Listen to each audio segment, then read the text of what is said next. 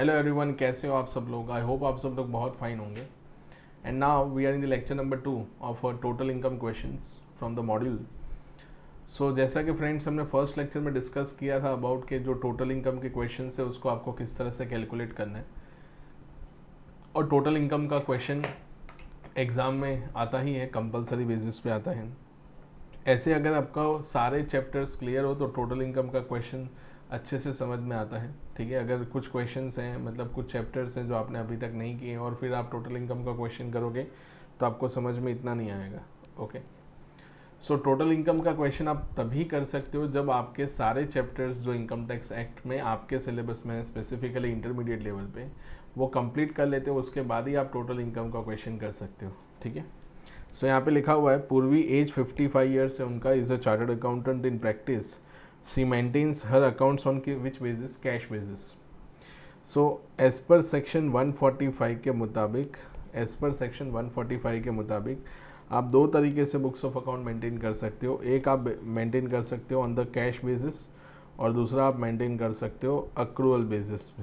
ठीक है, सो उसमें लिखा है हर income and expenditure account for the year ended 31 March 2021 read as follows.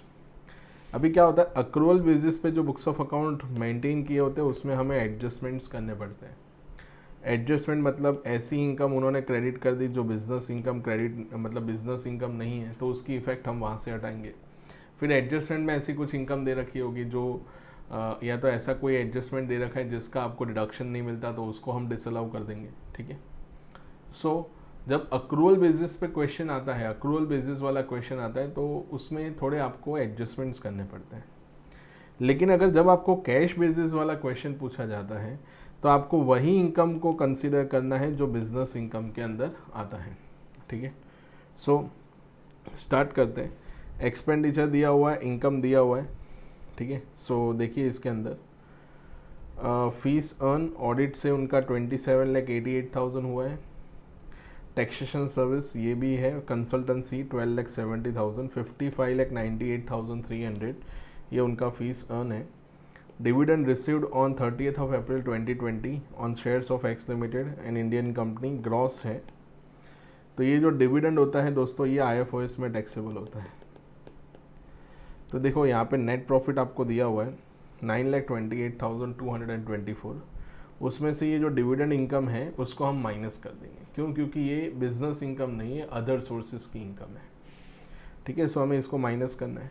Income from UTI received on 25th of April 2020, तो ये भी इनकम क्या होगा, ये भी इनकम क्या होगा, तो IFOS में ही टैक्सेबल होगा। फिर honorarium received from the various institution for the valuation of answer paper, ये भी कहाँ टैक्सेबल होगा, तो ये भी IFOS के अंदर ही होगा। Okay, then rent received from the residential flat let out, तो ये जाएगा हाउस प्रॉपर्टी के अंदर दोस्तों, तो इसका हाउस प्रॉपर्टी में सेपरेटली कैलकुलेशन होगा। ठीक है, तो ये तो था क्रेडिट साइड। ठीक है, तो ये जो सारी इनकम उन्होंने क्रेडिट की है वो अदर हेड से बिलोंग करती है। तो अगर वो अदर हेड से बिलोंग करती है तो उसको मुझे वहाँ से क्या कर देना है, माइनस कर देना है। फिर आपको दे रखा है अदर इन्फॉर्मेशन, उसमें पहला दिया है allowable rate of depreciation on motor car, इस कितना दिया हुआ है 15%। ठीक है, सो मोटर कार उन्होंने कुछ परचेस किया होगा। Value of benefit received from the clients during the course of profession is 10,500। सो अगर आपको अपने क्लाइंट से इस तरह के कुछ गिफ्ट्स मिलते हैं तो वो बिजनेस गिफ्ट ही माना जाएगा और वो वहीं टैक्सेबल होगा, मतलब बिजनेस इनकम में ही टैक्सेबल होगा। फिर आपको दिया हुआ है incentive to article assistant represent amount paid to article assistant for passing IPCC examination at first attempt, तो ये भी बिजनेस एक्सपेंडिचर ही है, तो इसका भी आपको डिडक्शन मिलेगा। तो ये 10,500 तो आपको ऐड करना है। ओके, सो आगे बढ़ते हैं। Repairs and maintenance of car include 2,000 for a period from 1st October 2020 to 30th of September 2021।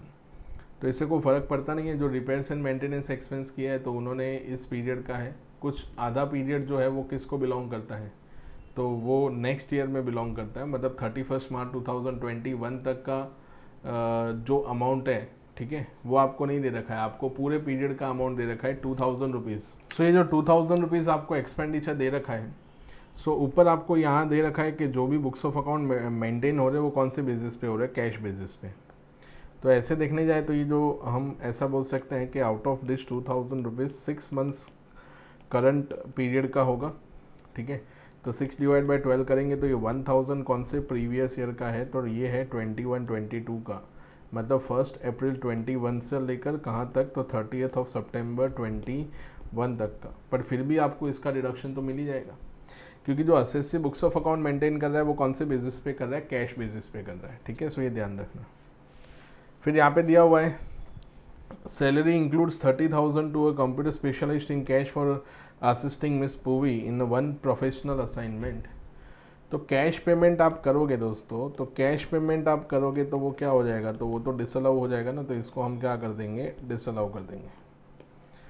The travelling expense include the expenditure incurred on foreign tour of 32,000 which was with in the RBI norms. तो ये जो foreign tour वगैरह होते हैं तो ये business expenditure ही होंगे, ठीक है। तो इसको हम दोस्तों क्या ट्रीट करेंगे, बिजनेस एक्सपेंडिचर ही। Medical insurance premium on the health of the dependent brother and the major son dependent on her amounts to ₹5,000 and 10,000 respectively and paid in क्या लिखा हुआ है, कैश। तो मेडिकल इंश्योरेंस प्रीमियम आपको सबको पता है कि सेक्शन 80D में आपको उसका क्या मिलता है, डिडक्शन मिलता है। बट ये डिडक्शन लेने के लिए आपको जो भी पेमेंट करना है वो पेमेंट किससे करना है, चेक से करना है, ठीक है। अगर आप कैश पेमेंट करोगे तो उसका हम डिडक्शन आपको नहीं देंगे, ठीक है। क्लियर। सो ये ध्यान रखना। सो यहाँ पे कहीं मेडिकल इंश्योरेंस प्रीमियम दिया हो तो उसको हमें एडबैक करना पड़ेगा, अगर डेबिट साइड उन्होंने डेबिट किया हुआ है तो। उसके बाद देखिए next, see invested rupees an amount of ₹10,000 national saving certificate. तो इसका 80C के अंदर क्या मिलेगा, डिडक्शन मिलेगा, ठीक है। उसके बाद she has paid 70,000 towards the advance tax. तो एडवांस टैक्स भी उन्होंने पे किया है। तो जब हम टैक्स लायबिलिटी कैलकुलेट करेंगे तो ये जो एडवांस टैक्स होगा उसको हम क्या करेंगे, एडजस्ट करेंगे, और बाकी का जो रिमेनिंग अमाउंट होगा वो पेएबल आएगा। Compute the total income and tax payable for the assessment year 21-22। Okay, अभी डेबिट साइड एक बार चेक कर लेते हैं। सैलरी टू स्टाफ वो तो मिलेगा, ठीक है, मतलब जो एडजस्टमेंट हमें करना है वो करने के बाद जो बैलेंस बचेगा वो तो मिलेगा। स्टाइपेंड टू आर्टिकल असिस्टेंट वो भी मिलेगा। इंसेंटिव टू आर्टिकल असिस्टेंट वो भी मिलेगा। ऑफिस रेंट है वो भी मिलेगा। प्रिंटिंग एंड स्टेशनरी मिलेगा। Meeting and seminar and conference expenses वो भी मिलेगा। Purchase of car for official use. So now purchase of car ये जो है ये कैपिटल एक्सपेंडिचर होता है। कौन सा एक्सपेंडिचर होगा, कैपिटल एक्सपेंडिचर होगा।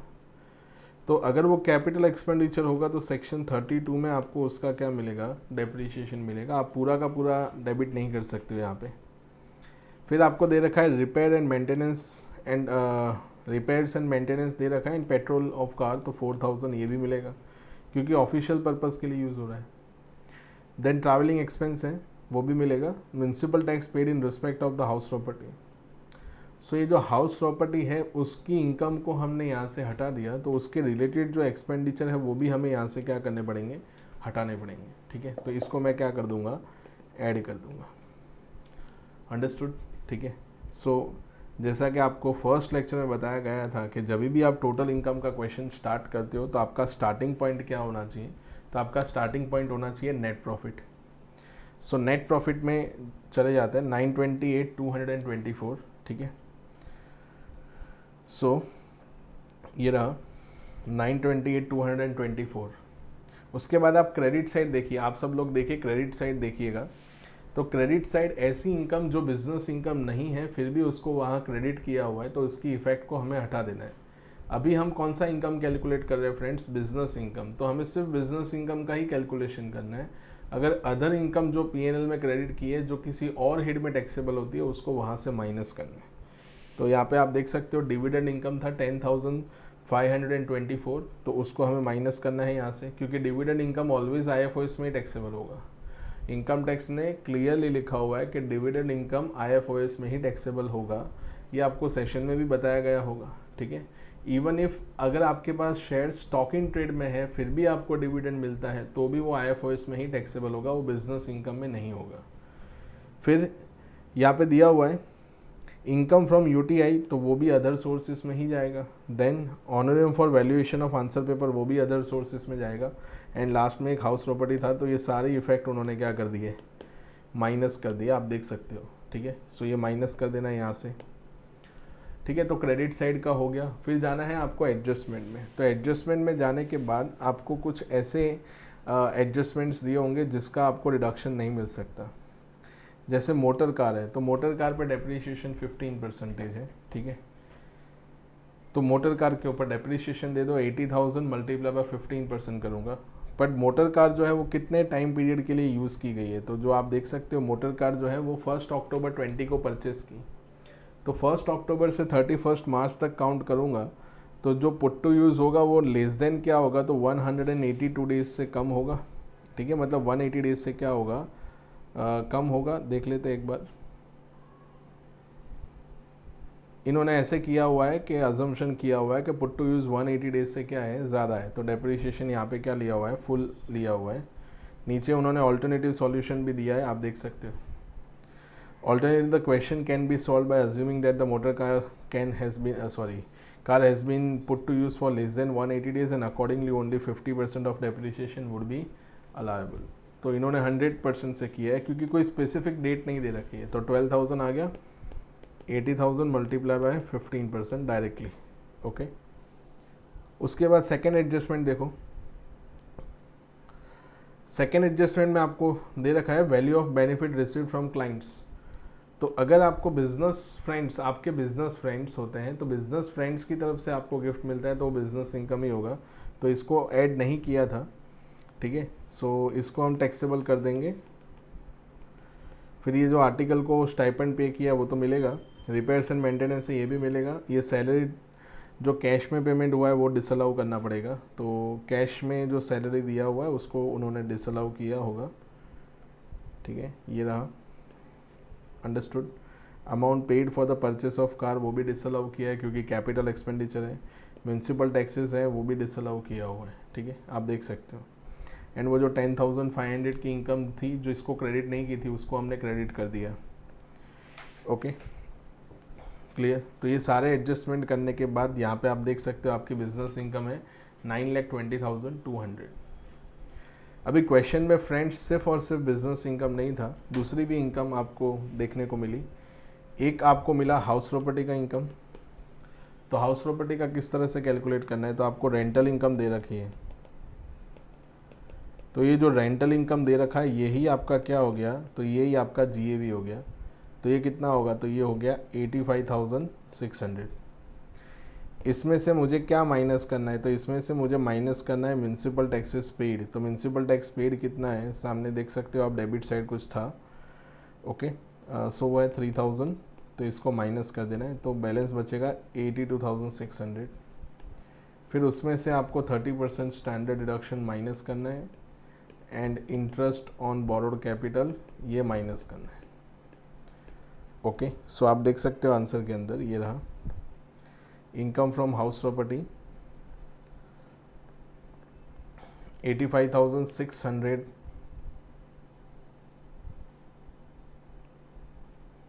85,600 माइनस म्यूनसिपल टैक्स उसमें से माइनस किया है 3,000 and then 30% standard deduction minus करने के बाद 57,820 ये उनका इनकम आया, ठीक है। फिर अदर सोर्सेज की इनकम आपको दे रखी है, तो जो अदर सोर्सेज की इनकम है उसको हमें ऐड करना पड़ेगा, ओके। सो अदर सोर्सेज का कितना इनकम आपको क्वेश्चन में दे रखा है।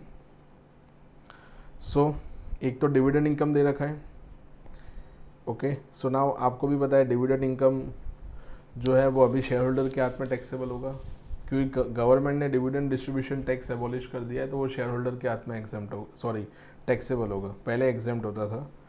तो ये dividend income, then income from UTI, then honorarium received from the valuation और the valuation of answer papers, तो वो भी टैक्सेबल होगा। सो इन सब का टोटल 10,524, 7,600, 15,800, इन सब का आपको क्या करना है, टोटल करना है, ठीक है। सो टोटल करने के बाद जो भी अमाउंट आएगा उसको हम बोलेंगे income from other sources, okay. So यहाँ पे आप देख सकते हो ये रहा इनका टोटल, यहाँ पे दिया हुआ है 33,924, ओके। ये 33,924 प्लस 9,20,000 समथिंग जो अमाउंट आपको दे रखा है, okay, so 9,20,200, okay, then plus house property की इनकम जो आपको दे रखी है, सो हाउस प्रॉपर्टी इनकम आपको दे रखी है 57,820, ओके। इन सब का टोटल करने के बाद आपको 10,000 रुपीज़ का जो एक पेमेंट उन्होंने किया था ATC के अंदर, उसका हम आपको क्या देंगे, डिडक्शन देंगे, ये वाला पार्ट ATC वाला, ठीक है। ये तो नहीं मिलेगा क्योंकि यहाँ पे इन्होंने पेमेंट किस में किया हुआ है, कैश में किया हुआ है। तो 10,000 रुपीज़ आपको क्या कर देना है, यहाँ से माइनस कर देना है, फिर आपको क्या मिल जाएगा, टोटल इनकम मिल जाएगा। अभी इन्होंने टैक्स लायबिलिटी ऊपर कैलकुलेट किया हुआ है, ठीक है। सो ये रहा income from house property 57,820, then house property income के बाद PGBP इनकम दे रखी है, अदर सोर्सेज की income, gross total income is 10,11,944, deduction कितना है 10,000 का, सो टोटल इनकम उनका आ गया राउंड ऑफ करने के बाद 10,01,940। अभी आप चेक करो टोटल इनकम में कोई ऐसी इनकम तो नहीं है ना जिसके ऊपर स्पेशल रेट लगता है, ऐसा कोई भी इनकम नहीं है, ठीक है। तो इन दैट केस क्या होगा, ये सारा का सारा कौन से रेट से जाएगा, स्लैब रेट से जाएगा। तो 2.5 तक कोई टैक्स नहीं लगेगा, देन 2.5 से 5,12,500, 5 लाख से 10 लाख कितना लगेगा, 20% means 1 lakh, and about 10 lakh कितना है, तो वो आपका दे रखा है 1940, उसका 30% करोगे तो 582 होगा। So total will be the 1,13,082 plus 4% says add किया है 4,523, सो टोटल टैक्स लायबिलिटी आ गया 1,17,605। उसमें से जो एडवांस टैक्स है वो आपको माइनस कर देना है, ठीक है। सो वो यहाँ पे माइनस कर दिया गया है। फिर यहाँ पे आपको दिया हुआ है tax deducted at source on dividend income from N Indian company under section 194, ठीक है। मतलब सेक्शन 194, ध्यान से सुनिएगा, सेक्शन 194 उसके अंदर क्या होगा कि जो भी डिविडेंड डिक्लेयर करती है डोमेस्टिक कंपनी, उनको TDS क्या करना होता है, डिडक्ट करना होता है, ठीक है। तो जो भी डिविडेंड अगर उन्होंने डिक्लेयर किया है तो उसके ऊपर TDS क्या करना होता है, डिडक्ट करना होता है। और जो यूनिट होल्डर, जो लोग डिविडेंड डिक्लेयर करते हैं, उनको भी क्या करना होता है, टैक्स डिडक्ट करना होता है, UTI मतलब unit trust of India. Now तो इस डिविडेंड के अंदर जो भी डोमेस्टिक कंपनी क्या करती है, डिविडेंड डिक्लेयर करती है, तो उनको 10% क्या करना होता है, TDS डिडक्ट करना होता है on such distribution, okay. And in case of the unit holders होते हैं तो UTI को भी 10% TDS डिडक्ट करना होता है।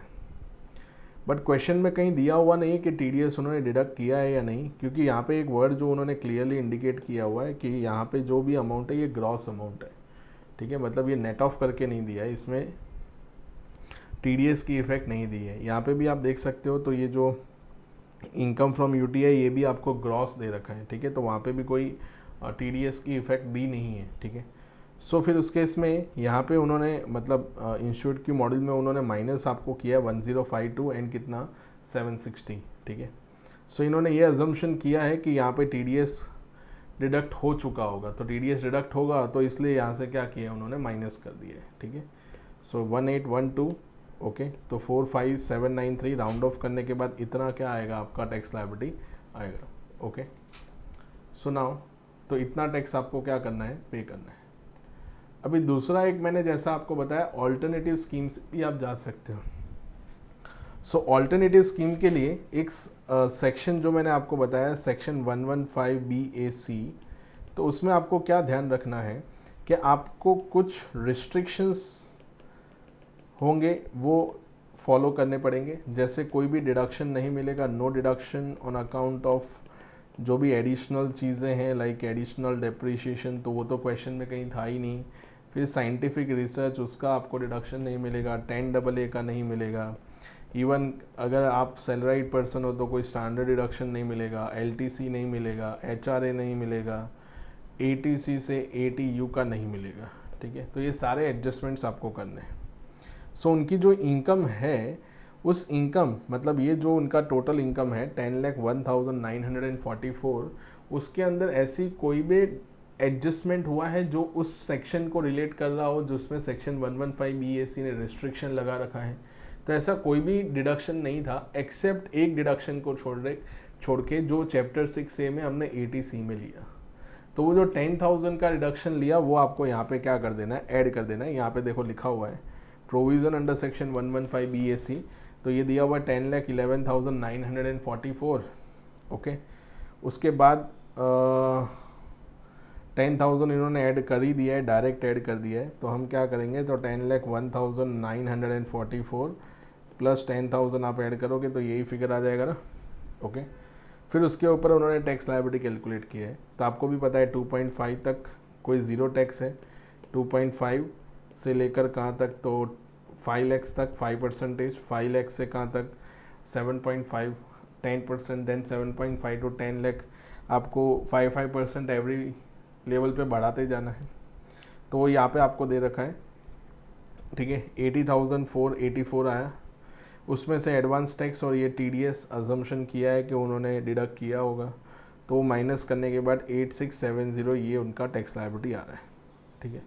सो आप दोनों को कंपेयर करिए, ये वाला फिगर ये था 45790, ठीक है, और ये रहा आपका 8670। तो कौन सा एडवाइजेबल रहेगा, तो इन दैट केस यहाँ पे आप देख सकते हो, मैं यहाँ पे लिखता हूँ अमाउंट, ये है 8670 एंड ये है 45790, ठीक है। इन दोनों में से जो कम होगा वही आप सिलेक्ट करोगे ना। तो ये आपका आया नॉर्मल केस में टैक्स लायबिलिटी, तो नॉर्मल टैक्स लायबिलिटी आपका आया। और ये आया आपका कौन से सेक्शन के अंदर, तो ये आया सेक्शन 115 BAC के अंदर, ठीक है। तो हम तो यही वाला फॉलो करेंगे ना, 8670 वाला ही फॉलो करेंगे, ठीक है। तो जो सेक्शन 115 BAC के अंदर आया, ठीक है। सो इस तरह से भी कुछ क्वेश्चन आपको पूछा जा सकता है, ठीक है। तो इसी के साथ क्वेश्चन नंबर 3 हमारा कंप्लीट होता है। आगे बढ़ते हैं दोस्तों, नेक्स्ट देखो क्वेश्चन नंबर 4, ठीक है। देखिएगा इसके अंदर यहाँ पे कुछ नोट्स लिखी हुई है, ठीक है। वो नोट्स आप पढ़ लेना, आपको समझ में आ जाएगा, ठीक है, कोई प्रॉब्लम नहीं आएगी, ठीक है। जो नोट्स आपको यहाँ दे रखी है। नाउ आगे बढ़ते हैं दोस्तों, क्वेश्चन नंबर 4 देखिए मिस्टर। सो क्वेश्चन नंबर 4 देखो दोस्तों, अभी क्वेश्चन नंबर 4 थोड़ा आपको इजी लगेगा और सिमिलर लगेगा क्वेश्चन, क्योंकि हमने जो इनिशियल क्वेश्चन 1 किया उसमें थोड़ा हम ऐसा बोल सकते हैं रेसिडेंशियल स्टेटस का पार्ट था, 2 और 3 तो बिजनेस इनकम के कैलकुलेशन जैसा ही था, वैसा ही क्वेश्चन नंबर 4 है, ठीक है। सो सिंपल क्वेश्चन है, ज़्यादा कुछ प्रॉब्लम नहीं आएगा। तो देखिए दोस्तों, Mr. Y carry on his own business an analysis of his trading and profit and loss account for the year ended 31st March 2021 revealed the following information. उसमें दिया हुआ है the net profit was 11,20,000. The following incomes were credited in the profit and loss account, ठीक है। उसमें दिया हुआ है डिविडेंड फ्रॉम UTI, तो 22,000 दिया हुआ है ग्रॉस, ठीक है। अगर यहाँ पे नेट लिखा हो तो नेट लिखा हो तो आपको कुछ नहीं करना है, तो जो भी अमाउंट रिसीव्ड हुई है उसमें से 1 माइनस क्या कर देना है, T कर देना है, ठीक है। फिर इंटरेस्ट ऑन डिवेंचर 17,500, ये भी आपको ग्रॉस रिसीव हुआ है। विनिंग फ्रॉम हॉर्स रेसेस, ठीक है, ये 15,000। ये सारा इन्होंने, ये तीनों का तीन वैल्यू जो है ये इन्होंने PNL में क्रेडिट किया हुआ है। तो अगर इसको PNL में क्रेडिट किया हुआ है तो उसकी इफेक्ट को हमें क्या करना पड़ेगा, हटाना पड़ेगा, क्योंकि ये नॉन बिजनेस इनकम है। Okay, it was found that some stocks were omitted to be included in both opening and the closing stock, the value of which are. तो ये तो क्या है कि आपने ओपनिंग स्टॉक को इंक्लूड नहीं किया, तो अगर क्लोजिंग स्टॉक को इंक्लूड नहीं करोगे तो आपका प्रॉफिट कम हुआ होगा, तो क्लोजिंग स्टॉक को मुझे ऐड करना पड़ेगा। और अगर ओपनिंग स्टॉक को मैंने नहीं कंसिडर किया होगा तो आपका प्रॉफिट बढ़ गया होगा, तो ओपनिंग स्टॉक को मुझे क्या करना पड़ेगा, कंसिडर करना पड़ेगा। तो क्लोजिंग स्टॉक मेरा प्रॉफिट बढ़ाएगा, ओपनिंग स्टॉक मेरा प्रॉफिट को क्या करेगा, कम करेगा। तो इसको मुझे क्या करना है दोस्तों, ऐड करना है, और इसको मुझे क्या करना है, लेस करना है, ठीक है। ₹1 lakh was debited to profit and loss account being contribution to university approved and notified under section 35। तो साइंटिफिक रिसर्च के लिए अगर कोई एक्सपेंडिचर आप करते हो, आउटसाइडर को पैसा देते हो, तो उसका रिडक्शन आपको सेक्शन 35 में मिलेगा, तो हम आपको उसका क्या दे देंगे, डिडक्शन दे देंगे, ठीक है। सो ये ध्यान रखना है। तो यहाँ उन्होंने डिडक्शन ले लिया है, तो हमें और कुछ देने की ज़रूरत नहीं है।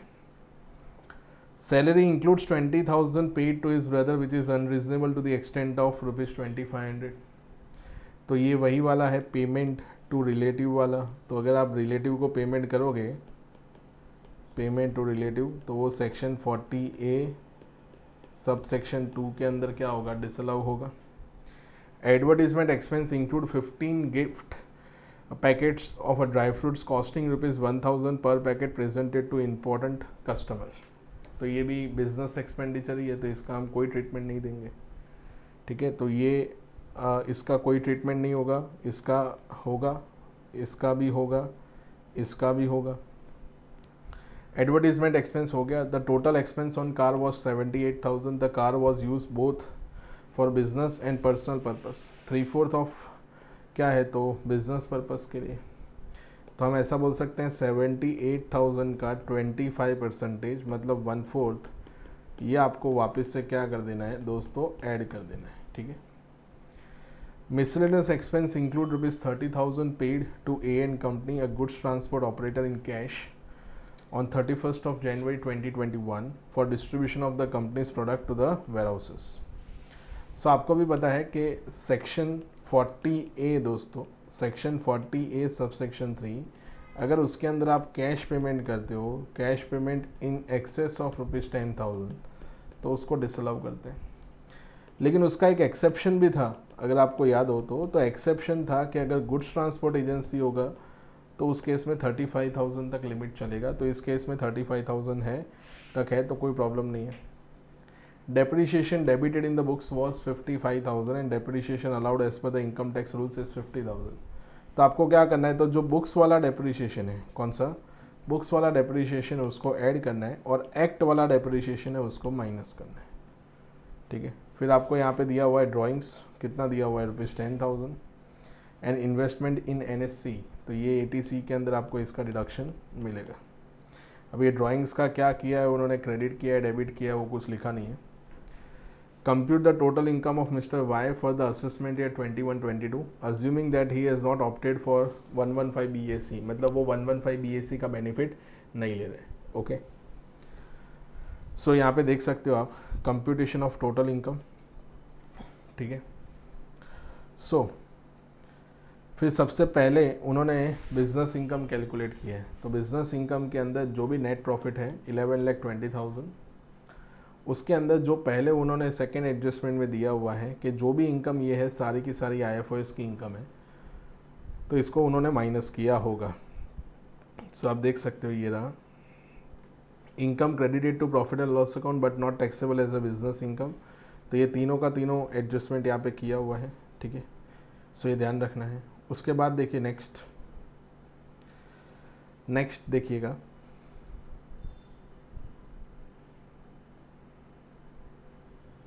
Third adjustment, opening stock closing stock, ठीक है। तो क्लोजिंग स्टॉक की वैल्यू को ऐड करना है और ओपनिंग स्टॉक को माइनस करना है।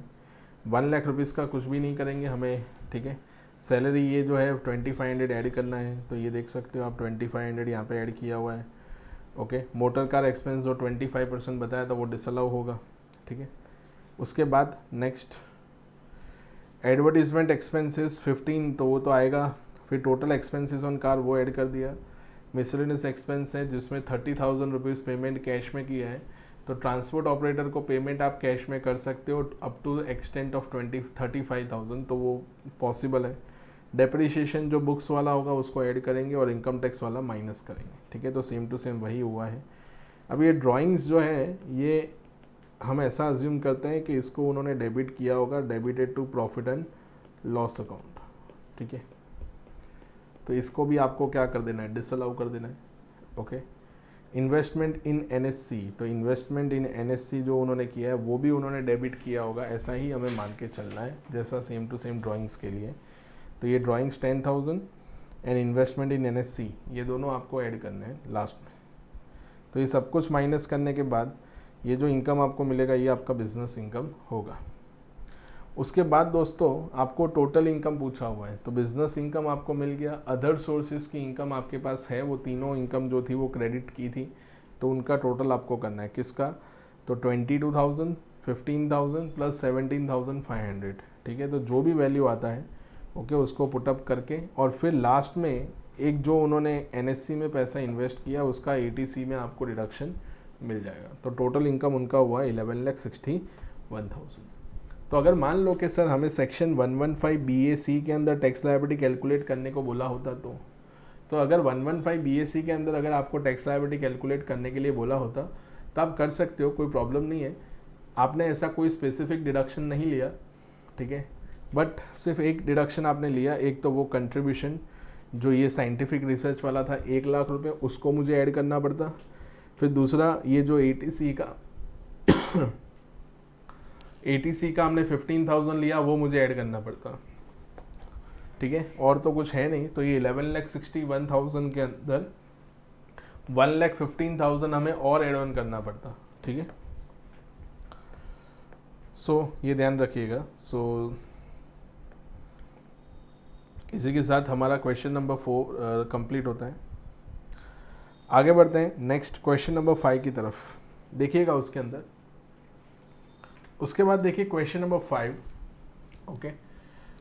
तो उसमें दिया हुआ इट इज़, हम ऐसा बोल सकते हैं कि सेट ऑफ कम PGBP कम जो आपको एडजस्टमेंट करना होता है, जो लॉसेस होते हैं आपके पास, ठीक है, उसका एक क्वेश्चन है, छोटा सा क्वेश्चन है, देखते हैं। तो उसमें लिखा हुआ है Bala Murugan furnish the following information for the year ended 31 March 2021। Income from textile business 135 आपको दिया हुआ है, पर वो लॉस है, ठीक है। इनकम फ्रॉम हाउस प्रॉपर्टी 15,000 का लॉस है। लॉटरी विनिंग ग्रॉस आपको दे रखा है 5 लाख रुपीज़। स्पेकुलेशन में आपको इनकम हुआ है 1 लाख रुपीज़ का बिजनेस इनकम।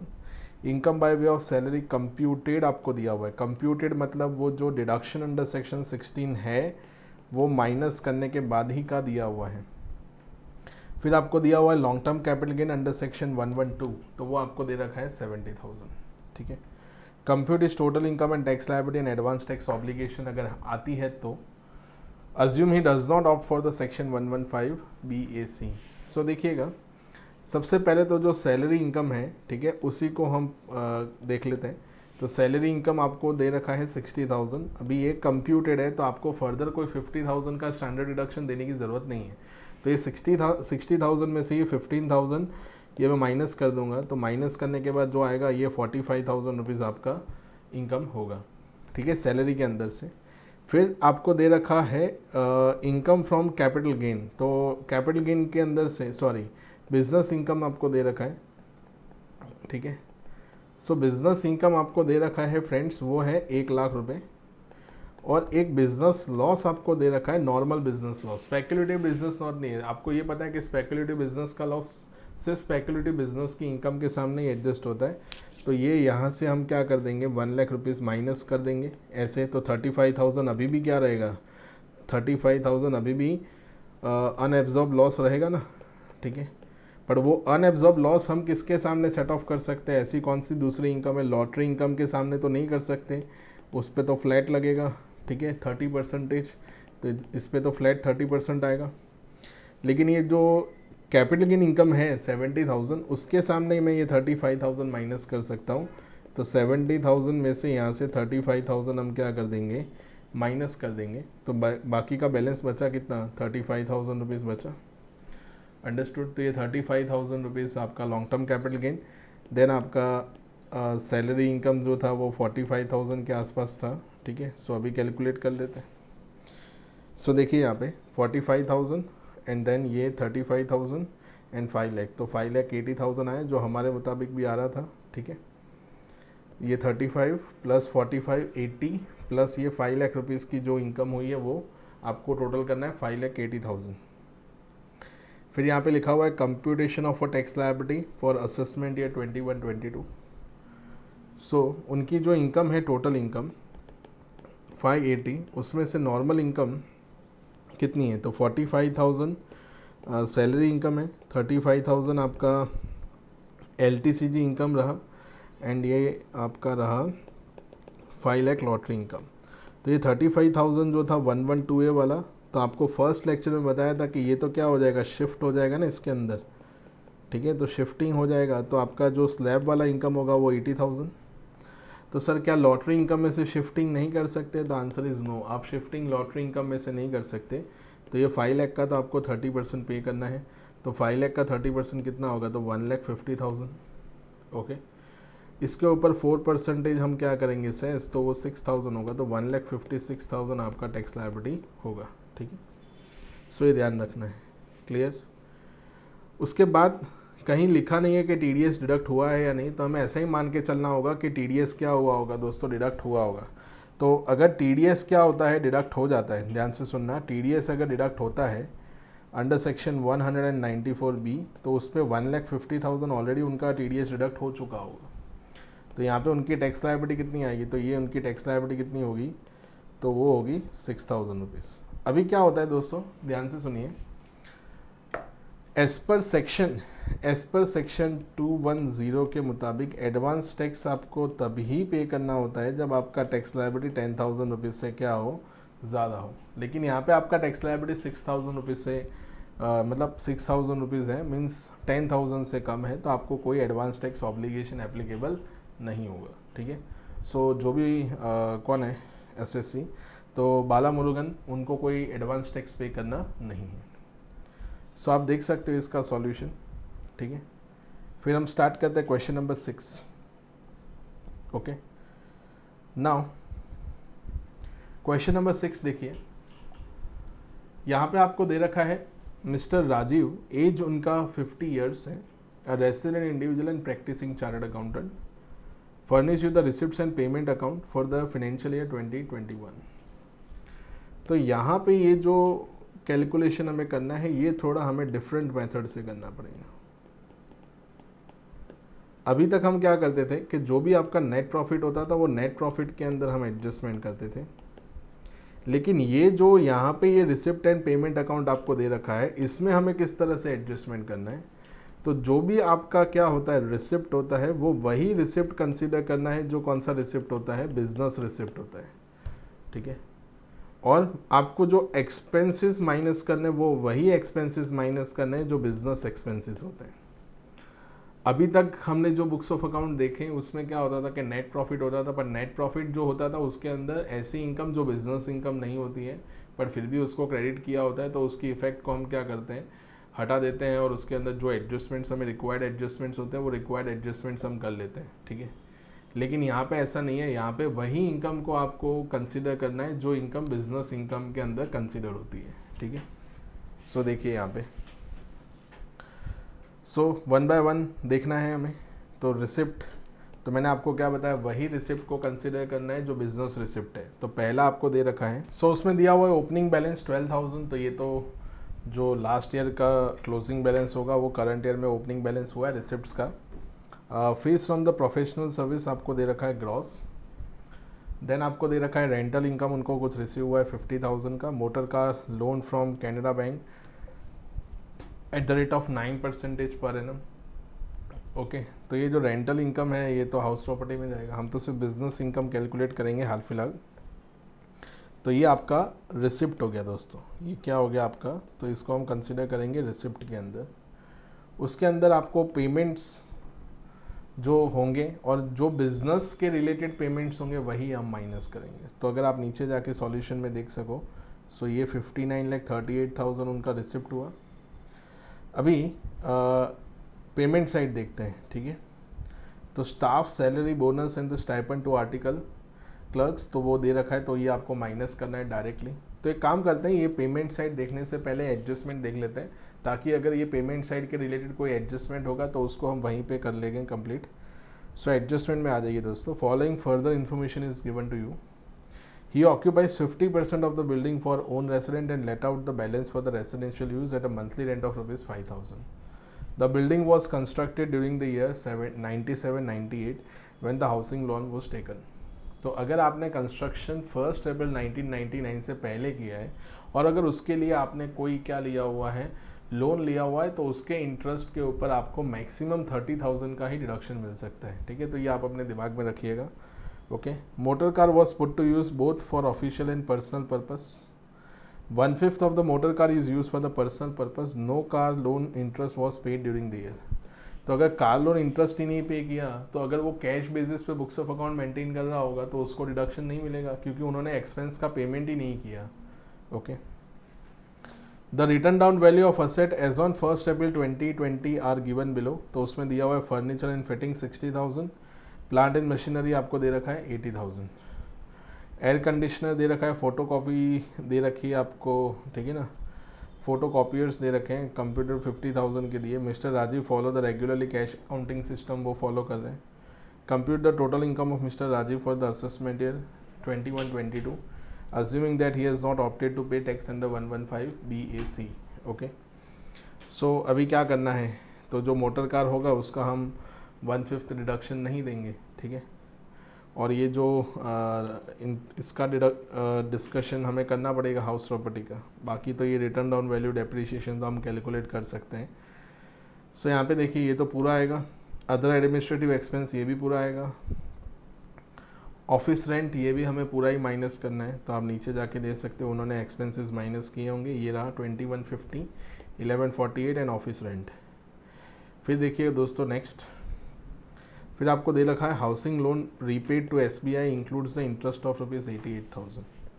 तो ये तो हाउस प्रॉपर्टी में जाएगा ना, बट हाउस प्रॉपर्टी में भी सिर्फ इंटरेस्ट का ही कैलकुलेशन होगा, लेकिन इंटरेस्ट का भी कैलकुलेशन कैसा होगा, ये जो 88,000 रुपीज़ आपने इंटरेस्ट पे किया हुआ है उसके भी दो टुकड़े होंगे, 50% सेल्फ ऑक्यूपाइड के लिए जाएगा, ठीक है, और बाकी का 50% है वो लेट आउट के लिए जाएगा।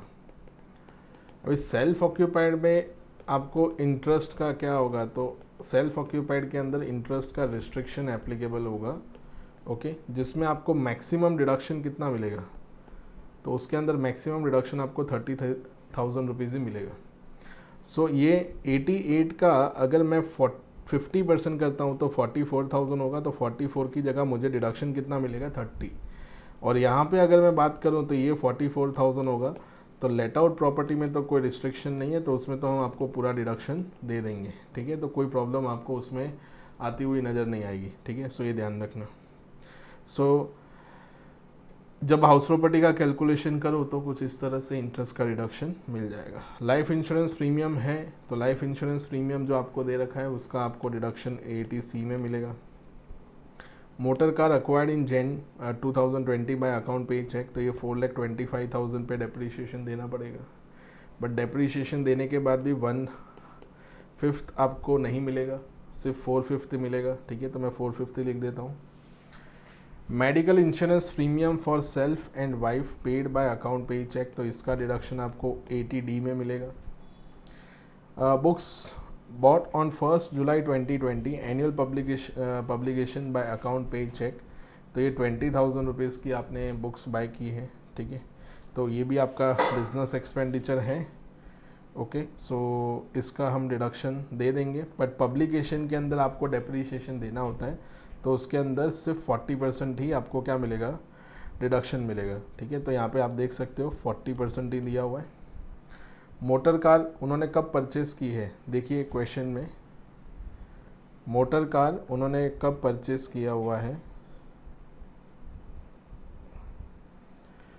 जनवरी 2021 के अंदर, ओके, मतलब डेप्रीशिएशन हाफ मिलेगा, 180 डेज से कम है, तो कुछ इस तरह से होगा 4,25,000 मल्टीप्लाई बाय 15% मल्टीप्लाई बाय 50, और उसका भी हमें क्या करना है 1/2 करना है, ठीक है। सो ये यहाँ पे आपको दे रखा है दोस्तों, जो है वो 1/2 दे रखा है, और उसका भी 4/5 किया हुआ है, क्योंकि बिजनेस पर्पज़ के लिए उतना ही यूज़ हुआ है, ठीक है। सो ये ध्यान रखना। उसके बाद देखो नेक्स्ट, फिर उन्होंने दिया हुआ है ये जो PC आपने अक्वायर किया है, computer acquired on 1 November bye account payee check for professional use, तो इसका भी आपको डेप्रिसिएशन मिलेगा और हाफ मिलेगा, ठीक है। सो आप नीचे जाके देख सकते हो, ये रहा, ठीक है, ये रहा, सॉरी, नया जो परचेस किया वो 30,000, उसका भी हमने कितना दिया, हाफ ही दिया, ठीक है। उसके बाद नेक्स्ट डोमेस्टिक ड्राइंग्स, तो ये तो आएगा नहीं। पब्लिक प्रोविडेंट फंड, उसका आपको ATC में डिडक्शन मिलेगा। मोटर कार मेंटेनेंस है तो 10,000 पूरा नहीं मिलेगा, 10,000 का 450 मिलेगा, ठीक है ना, क्यों, क्योंकि 1/5 तो पर्सनल एक्सपेंस के लिए काउंट होगा ना, तो उसका तो हम आपको कोई डिडक्शन देंगे नहीं। तो 4/5 मिलेगा, तो 4/5 मतलब 8,000 रुपीज़ हम आपको क्या दे सकते हैं, डिडक्शन दे सकते हैं। क्लियर। फिर एडजस्टमेंट में यहाँ पे आपको कुछ एडजस्टमेंट दे रखे हैं, ठीक है। तो वो एडजस्टमेंट्स जो है, the return down value of the asset on 1 April 2020, okay. So उसके अंदर आपको क्या करना है, तो ये जो फर्नीचर फिटिंग्स है इसका डेप्रीशिएशन देना है, प्लांट एंड मशीनरी है इसका डेप्रीशिएशन देना है, और पीसी का आपको डेप्रीशिएशन देना है। तो फर्नीचर के ऊपर 10% मिलेगा, प्लांट एंड मशीनरी पे 15 मिलेगा, और पीसी के ऊपर कितना मिलेगा, 40। तो आप नीचे देख सकते हो एडजस्टमेंट में, देखो फर्नीचर का 10% दिया हुआ है, प्लांट एंड मशीनरी का 15 दिया हुआ है, पीसी का आपको 40% दिया हुआ है, ठीक है। सो आप उसको कर सकते हो। उसके बाद कार लोन का हम डिडक्शन नहीं देंगे क्योंकि उन्होंने जो पेमेंट है वो किया नहीं है, अंडरस्टूड, ठीक है। सो ये सब कुछ प्लस माइनस करोगे तो आपको ये बिजनेस इनकम मिल जाएगा, ये वाला, ये नहीं है सॉरी,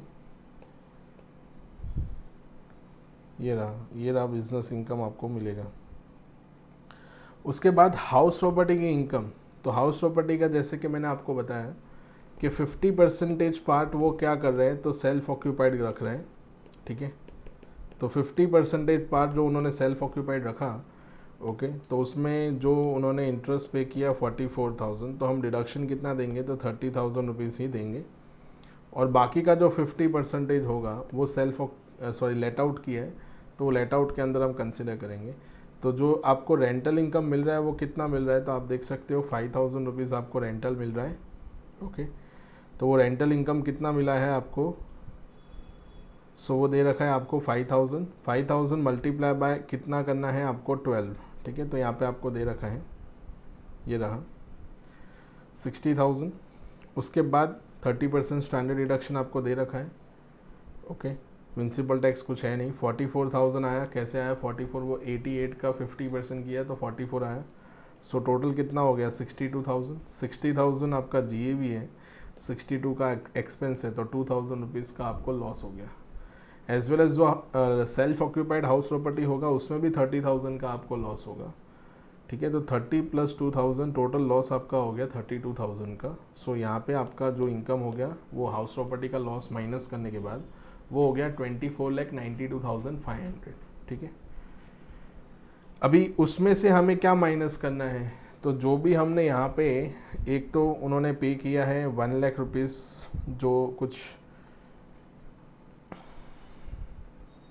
ये रहा 24,000, एक LIC का प्रीमियम उन्होंने पे किया हुआ है।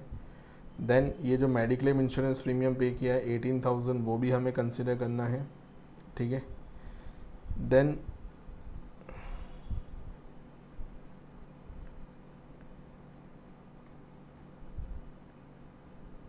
ये हाउसिंग लोन का रीपेमेंट किया, उसका भी आपको ATC में डिडक्शन मिलता है। तो हाउसिंग लोन का जो रीपेमेंट हुआ उसका भी आपको ATC में क्या मिलेगा, डिडक्शन मिलेगा। सो आप नीचे देख सकते हो 1 लाख रुपीज़ जो हाउसिंग लोन का रीपेमेंट, PPF का subscription, life insurance premium total 144 हुआ, और जो मेडिक्लेम इंश्योरेंस प्रीमियम पे किया वो हुआ 18,000। सो टोटल हो गया कितना, 23,30,500। ये आपका टोटल इनकम होगा दोस्तों, ठीक है। सो आई होप ये क्वेश्चन में आपको समझ में आया होगा। तो ये क्वेश्चन में डिफरेंट क्या था, तो इस क्वेश्चन में डिफरेंट ये था कि ये यहाँ पे जो आपको अकाउंट दे रखा था वो नॉर्मल हम profit and loss account debit credit होता है उस तरह का नहीं था। It is a normal receipt and payment जो अकाउंट होता है उस तरह से आपको क्वेश्चन दे रखा था। तो अगर इस तरह से रिसिप्ट एंड पेमेंट अकाउंट आपको दे रखा हो तो आपको वही रिसिप्ट को कंसिडर करना है जो आपकी बिजनेस रिसिप्ट होती है, और वही एक्सपेंडिचर को आपको कंसिडर करना है जो बिजनेस एक्सपेंडिचर होते हैं। नॉर्मली क्या होता है कि हम जो भी क्वेश्चन करते हैं उसमें हमारा जो भी डिटेल दे रखी है वो प्रॉफिट एंड लॉस अकाउंट की होती है, तो उसमें हम डेबिट क्रेडिट करते हैं, या फिर डेबिट क्रेडिट करने के बाद हमें क्या करना है, तो जो भी एक्सपेंसेस जो अलाउड हैं, ठीक है, वो हम माइनस नहीं करते, मतलब वो कंसिडर करते हैं जब बिजनेस इनकम कैलकुलेट करते हैं तब। लेकिन मान लो कि कोई ऐसा इनकम है जो बिज़नेस इनकम नहीं है पर फिर भी क्रेडिट किया है तो उसको हम वहाँ से माइनस करते हैं। कोई ऐसा एक्सपेंस जो बिज़नेस एक्सपेंस नहीं है पर फिर भी डेबिट किया हुआ है तो उसको हम डिसअलाउ करते हैं। तो ये क्वेश्चन और जो बाकी के क्वेश्चन है उसमें डिफरेंस ये है कि यहाँ पे वही एक्सपेंडिचर आपको माइनस करना है जो बिजनेस एक्सपेंडिचर है और जो एलिजिबल फॉर डिडक्शन है, ठीक है। सो ये ध्यान रखना ना। उसके बाद देखिएगा क्वेश्चन नंबर 7, तो उसमें लिखा है from the following details compute the total income and tax liability of Siddhant, जिनका एज 31 ईयर्स का है, of Delhi both as per the regular provisions of the income tax act and as per the section 115 BAC, ठीक है। मतलब आपको दोनों के मुताबिक कैलकुलेशन करके उनको सजेशन देना होगा कि उनके लिए कौन सा ऑप्शन बेटर रहेगा। एडवाइज मिस्टर सिद्धांत weather he would opt for the section 115 BAC, मतलब क्या वो सेक्शन 115 BAC के लिए उनको जाना चाहिए या नहीं जाना चाहिए। सो सबसे पहले तो हम पूरे टोटल इनकम का कैलकुलेशन करेंगे as per the normal provision of the income tax act, and once वो जैसे ही कंप्लीट हो जाता है देन हम सेक्शन 115 BAC का कैलकुलेशन करेंगे। लेकिन BAC का कैलकुलेशन करने के टाइम आपको ये ध्यान रखना है कि जो भी टोटल इनकम हमने एज पर नॉर्मल प्रोविज़न के मुताबिक कैलकुलेट की होगी उसके अंदर हमें कुछ एडजस्टमेंट्स करने पड़ेंगे, जैसे आपको डिडक्शंस नहीं मिलेंगे एटसेट्रा। सो देखिएगा इसमें लिखा हुआ है सैलरी इंक्लूडिंग डियरनेस अलाउंस, तो वो दिया हुआ है 3,35,000। उसके बाद दिया हुआ है आपको bonus 11,000। Salary of servant provided by the employer, okay, 12,000। Rent paid by Siddhant for his accommodation 49,600. Bills paid by the employer for gas, electricity and water provided free of cost at a above flat. मतलब ये perquisites कुछ offer किए हैं, ठीक है। Last के जो दो है रेंट पेड बाय द सिद्धांत फॉर हिज अकोमोडेशन 49,600, ठीक है, और एक bills paid by the employer for gas and electricity 11,000, ठीक है, और एक सर्वेंट आपको जो दिया हुआ है वो भी एक परक्विजिट है। उसके बाद लिखा हुआ है सिद्धांत purchase a flat in a cooperative society in Delhi for ₹4,75,000 in April 2014, which was financed by a loan from a life insurance corporation of India. ₹1,60,000 का लोन उन्होंने लिया हुआ है at the rate of 15%. His own savings of ₹65,000 and deposit from the nationalized bank ₹2,50,000, to whom this flat was given on lease for 10 years. The rent payable by bank was ₹3,500 per month. मतलब ये तो bank से भी उनको rental income हो रही है, तो ये तो हाउस प्रॉपर्टी में टैक्सेबल होगा। और ये जो टर्म इन लोन वगैरह लिया हुआ है उसका कोई इंटरेस्ट पे किया है नहीं किया है तो वो देखना पड़ेगा, ठीक है, या फिर कुछ रीपेमेंट हुआ है नहीं हुआ है, ठीक है। The following particulars are relevant, तो उसमें लिखा है municipal tax paid by mister Siddhant 4,300 rupees उन्होंने म्यूनसिपल टैक्स पे किया है पर एनम है। हाउस इंश्योरेंस है 860। अभी ये हाउस इंश्योरेंस का कोई स्पेसिफिक डिडक्शन आपको नहीं मिलेगा, उसमें स्टैंडर्ड डिडक्शन 30% जो फिक्स दे रखा है वही आपको मिलेगा, ठीक है। He earned ₹2,700 in share speculation and the lost 4,200 in cotton speculation business. तो अगर आपको पता हो स्पेकुलेटिव बिजनेस की इनकम के सामने ही स्पेकुलेटिव बिजनेस का लॉस क्या होगा, सेट ऑफ होगा। तो अगर स्पेकुलेटिव लॉस अगर आपके पास है, ठीक है, तो वो सिर्फ और सिर्फ किसके सामने सेट ऑफ होता है, स्पेकुलेटिव बिजनेस की इनकम के सामने, और बाकी का जो लॉस होगा वो किसी और इनकम के सामने आप सेट ऑफ नहीं कर सकते हो, तो उसको हमें कैरी फॉरवर्ड करना होगा। तो 4,200 लॉस है, 2,700 रुपीज़ आपका प्रॉफिट है, तो 1,500 रुपीज़ हमें क्या करना पड़ेगा, कैरी फॉरवर्ड करना पड़ेगा।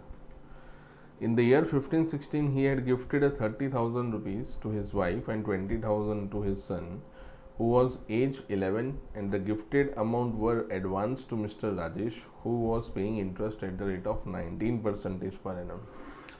तो यहाँ पे क्या हुआ है, वो जो भी पैसा उन्होंने दिया, ठीक है, to wife and minor child, ठीक है, माइनर चाइल्ड नहीं लिखा है बट उनकी एज लिखी है, मतलब वो माइनर चाइल्ड है, तो उन्होंने ये पैसा एडवांस कर दिया और उस पर उनको इंटरेस्ट भी मिलता है। सिद्धांत received a gift of ₹30,000 each from 4 friends. 4 अलग अलग फ्रेंड्स से उनको क्या मिला हुआ है, तो गिफ्ट मिला हुआ है, ठीक है। He contributed ₹50,000 to public provident fund. Okay, so अभी इसके अंदर कैलकुलेशन किस तरह से होगा। सबसे पहले आपको कैलकुलेट करना पड़ेगा सैलरी इनकम। देखो उनकी कोई बिजनेस इनकम क्वेश्चन में नहीं दे रखी है, सैलरी इनकम है, हाउस प्रॉपर्टी इनकम है और अदर सोर्सेज की 1-2 इनकम शायद होगी, ठीक है। सो सबसे पहले हम कैलकुलेट करते हैं सैलरी, ठीक है। सो उनका सैलरी कितना है, तो 3,35,000। फिर उनको बोनस मिला है, तो बोनस कितना मिला है, 11,000, तो वो हम कंसिडर करेंगे। ठीक है, फिर परक्विजिट्स कुछ ऑफ़र किए हैं। ठीक है, तो परक्विजिट्स के अंदर कौन से परक्विजिट्स आएंगे, एक तो रेंट पे सैलरी ऑफ सर्वेंट प्रोवाइडेड, तो सैलरी ऑफ सर्वेंट, तो ये आ जाएगा 12,000। फिर ये रेंट पेड जो है वो तो सिद्धांत ने पे किया है, कंपनी ने भी किया, तो ये रेंट पेड उसने जो किया उसका 80GG में उसका डिडक्शन उसको मिल सकता है, बट वो भी तब मिलेगा जब उसका कोई हाउस प्रॉपर्टी ना हो। ठीक है, बट उसका ऑलरेडी एक हाउस प्रॉपर्टी भी है जो उसने कोऑपरेटिव सोसाइटी में परचेस किया था। ठीक है, तो इन दैट केस उसको डिडक्शन 80GG का भी नहीं मिलेगा, क्योंकि 80GG का डिडक्शन उसको तभी मिलेगा जब उसका कोई और प्रॉपर्टी ना हो। ठीक है, तो गवर्नमेंट का ऐसा मानना है कि आपका ऑलरेडी एक घर है और आप उस प्रॉपर्टी को रेंट पे देके आप खुद रेंट पे रहने चले जाते हो, तो 80GG का आपको कोई डिडक्शन नहीं मिलेगा। ठीक है, फिर यहाँ पे लिखा हुआ है bills paid by the employer for gas, electricity and water. ठीक है, तो ये गैस एंड इलेक्ट्रिसिटी वाटर इसका जो भी पेमेंट उन्होंने किया हुआ है, तो यहाँ पे हम इसको कंसिडर करेंगे। ठीक है, 11,000। ओके, उसके बाद तो उन्होंने फ्लैट परचेस किया और उसको किस पे दे दिया है, तो उन्होंने उसको रेंट पे चढ़ा दिया है।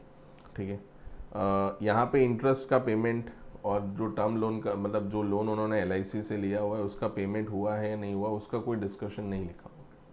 अगर मान लो कि वो जो लोन आपने लिया है उसका पेमेंट किया होता तो ATC में उसका डिडक्शन भी मिलता। नाउ अभी आपको इस सब का टोटल करना है। ठीक है, तो टोटल करने के बाद जो भी अमाउंट आता है उसमें से आपको स्टैंडर्ड डिडक्शन माइनस करना है 50,000 रुपीज़। ठीक है, तो इसको हम बाद में देखते हैं आंसर में से ही डायरेक्टली। ये तो हो गया सैलरी का। अभी हम बात करते हैं हाउस प्रॉपर्टी का। तो हाउस प्रॉपर्टी में आपकी क्या इनकम होगी, तो GAV। ठीक है, तो GAV कितनी है आपके पास, 3500 मल्टीप्लाई बाय 12 मंथ्स आप करोगे तो वो आपको मिलेगा 42,000। उसमें से जो भी म्यूनसिपल टैक्सेस पेड है उसको माइनस करना है। तो आप देख सकते हो क्वेश्चन के अंदर, तो जो म्यूनसिपल टैक्स आपको दिया हुआ है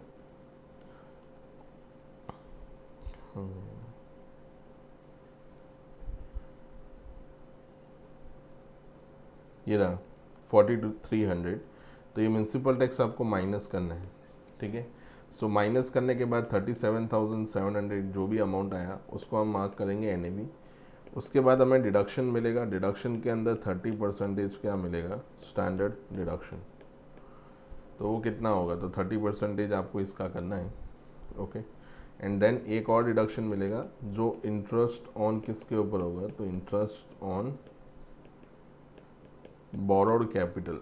तो वो कितना मिलेगा, तो कितने का लोन आपने लिया हुआ है, तो 1,60,000 का लोन लिया है, उसका कितना परसेंट करेंगे, 15%। तो ये कितना होगा, 24,000। उसको माइनस करने के बाद जो भी क्या आएगा, तो इनकम आएगा, उसको हम कौन सी इनकम बोलेंगे, हाउस प्रॉपर्टी इनकम। फिर उनकी एक छोटी मोटी बिजनेस इनकम दे रखी है। ठीक है, तो वो दे रखा है स्पेकुलेशन इनकम। उसमें प्रॉफिट हुआ है आपको 2,700 का और लॉस हुआ है 4,200 का।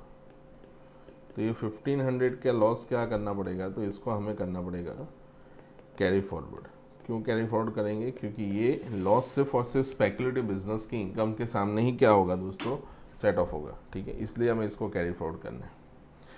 सो ये सब कुछ एडजस्टमेंट हो गया। उसके बाद सिर्फ हमें ये एक क्लबिंग का पॉइंट है उसको हमें देखना है, और वो जो उनको गिफ्ट मिला है फ्रॉम द वेरियस फ्रेंड्स उसको हमें कंसिडर करना है। तो आप देख सकते हैं यहाँ पे 50,000 का स्टैंडर्ड डिडक्शन दिया हुआ है, ये उनका सैलरी इनकम आ गया।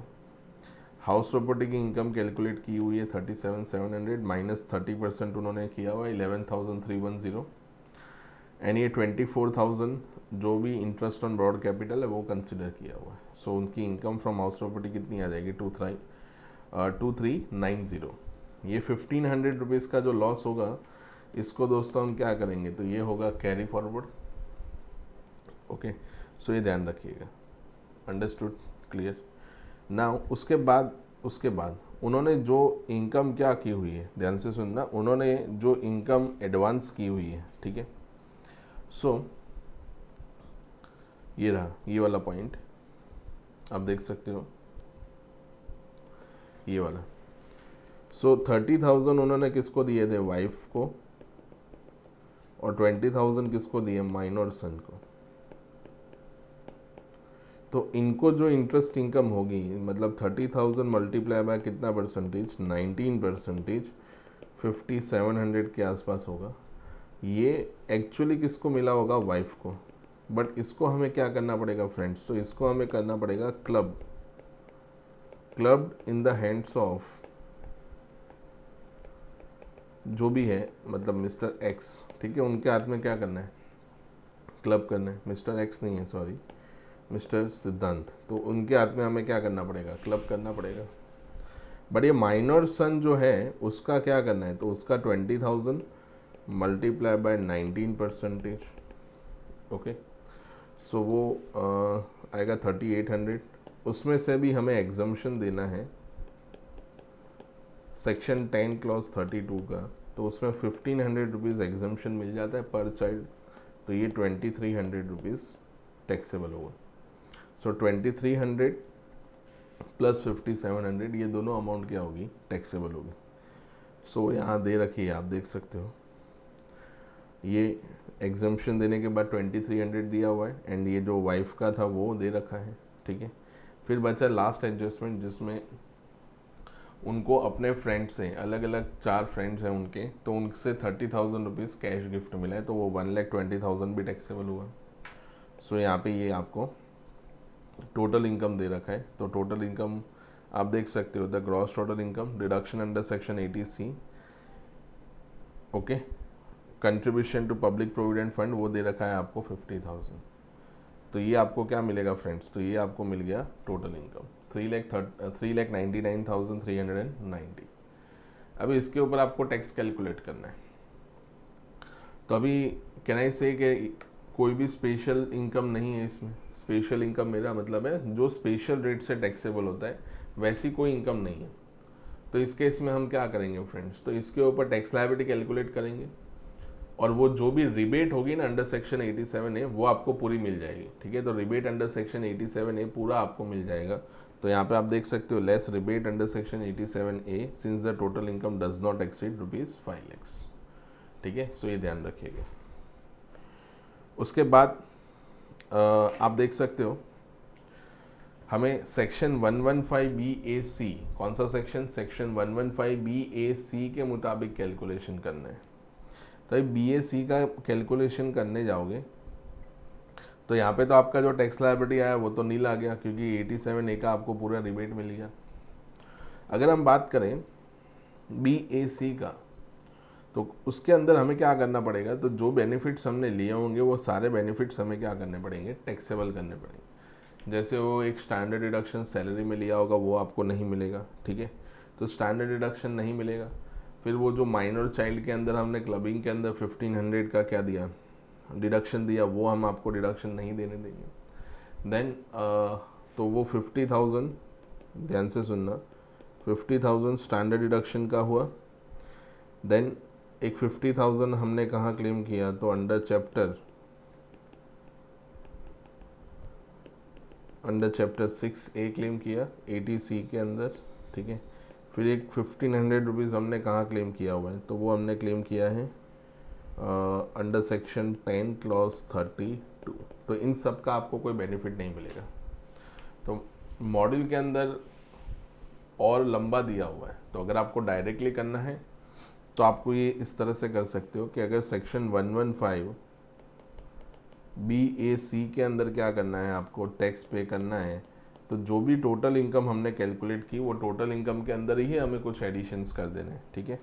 सो आपको कितना अमाउंट दे रखा है, तो वो अमाउंट आपको दे रखा है टोटल इनकम का नॉर्मल केस में 3,99,390, ठीक है। उसके अंदर आपको ये 50,000 एंड 1,500 रुपीज़ आपको ये ऐड कर देना है, ठीक है। ये ऐड करने के बाद जो भी वैल्यू आता है, जो यहाँ पे भी दे रखा है आपको, ये रहा, ठीक है। 5 लाख कितना आएगा, 890 आएगा। तो ये 5 लाख 890, ओके, उसके ऊपर आपको क्या करना है, टैक्स कैलकुलेट करना है। तो जैसा आपको पता है कि अप टू 2.5 तक तो कोई टैक्स लगेगा नहीं, ठीक है, नील। देन 2.5 से लेकर 5 लाख तक, ठीक है, तो उस पर तो 5% लगता ही है। तो ये हो गया 12,500 और 890, तो 5 लाख से 7.5 लाख, ठीक है, कितना लगता है, तो वो लगेगा 10%। तो 890 के ऊपर 89 रुपीज़ लगेगा, तो 12,589। रिबेट इस केस में मिलेगा नहीं, क्यों, क्योंकि आपका जो इनकम है वो क्रॉस कर चुका है। किसको क्रॉस कर चुका है, 5 लाख को, तो रिबेट नहीं मिलेगा। तो डायरेक्टली 4% सेज आपको ऐड करना है। सो यहाँ पे आपका फिर भी कुछ टैक्स पेएबल आएगा।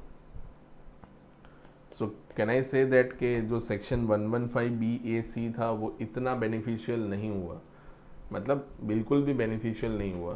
क्यों, क्योंकि आपका नॉर्मल केस में तो जो टैक्स लायबिलिटी आ रहा था वो कुछ नहीं था, बट 115BAC के अंदर आने से आपका टैक्स लायबिलिटी चेंज हो गया, ठीक है। सो ये ध्यान रखना। आगे देखो नेक्स्ट,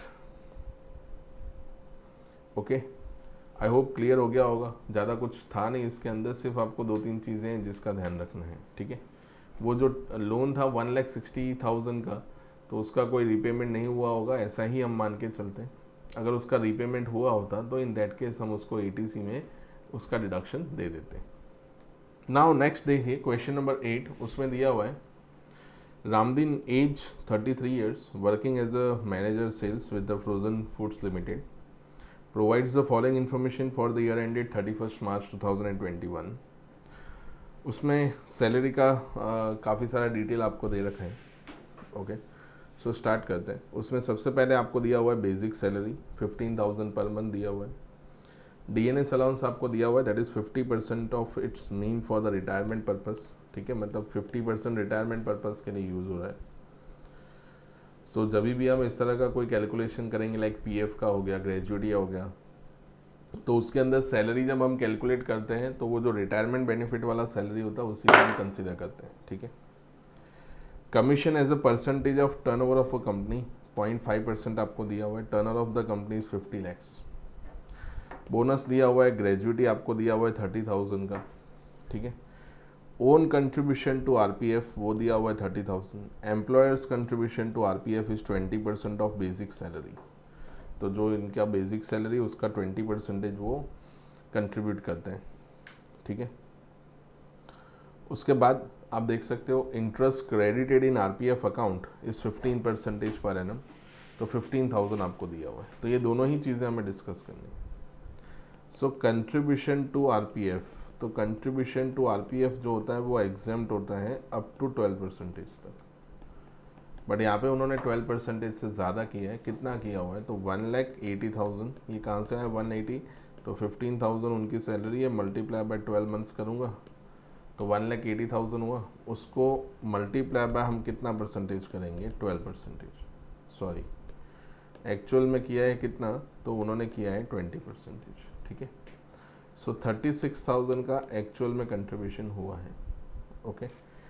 इसमें से एग्जेम्प्ट कितना होगा फ्रेंड्स, तो exempt up to 12% of salary now. पर यहाँ पे सैलरी क्या होगा, तो जो बेसिक सैलरी होगा वो, देन DA, पर सिर्फ और सिर्फ रिटायरमेंट बेनिफिट वाला। तो बेसिक सैलरी कितना है 1,80,000। DA आपको कितना दे रखा है, तो DA आपको दे रखा है 12,000 रुपीज़ पर मंथ उनको मिल रहा है। तो 12,000 per month multiply by 12, 1,44,000, but उसका भी कितना परसेंट करना है, 50%। तो ये हो गया 72,000, ओके। देन उसके बाद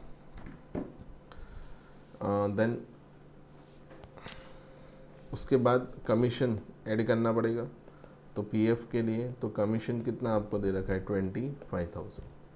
अभी इन सब का आपको टोटल करना है, ठीक है। 1,80,000 प्लस 72 प्लस 25,000, तो ये हो गया 2,77,000। उसका कितना परसेंटेज करना है, 12%, ओके। तो उसका 12% कितना होगा,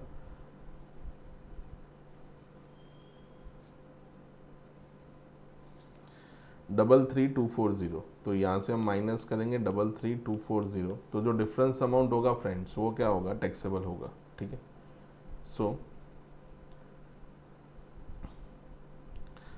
2760 ये अमाउंट क्या कर देंगे हम, इसको हम टैक्सेबल करेंगे।